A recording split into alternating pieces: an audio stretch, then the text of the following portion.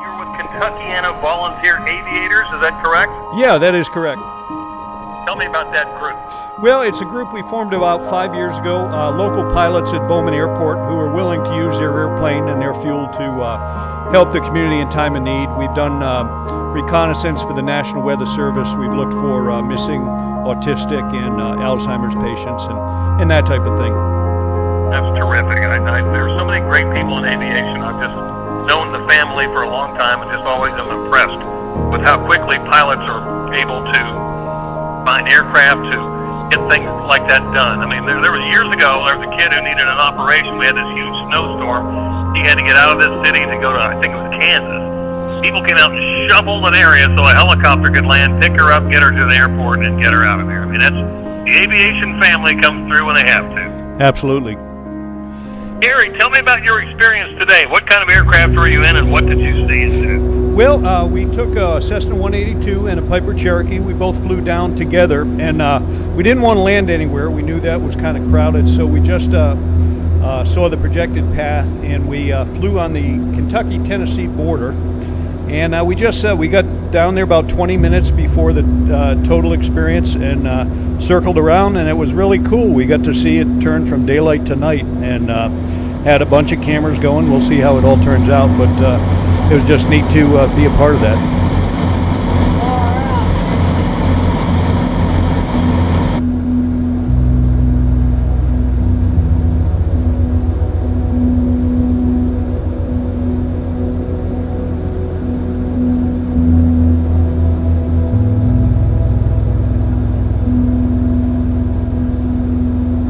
And then what altitude did you guys fly? We flew about 5,500 feet, mainly to stay cool.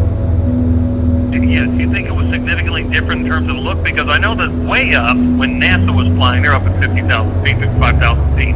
They were talking about how much darker it was going to be for them than it was in the rest of the totality. Well, you know, one of the things we did notice, it definitely turned pitch black in the cockpit where we needed to turn the instrument lights on. But along the horizon, away from the sun, you could see it was kind of daylight, and that obviously was, you know, where they weren't in the area, you know, of the eclipse, or not the high percentage wise. So probably on the ground, they probably wouldn't have seen those areas as much.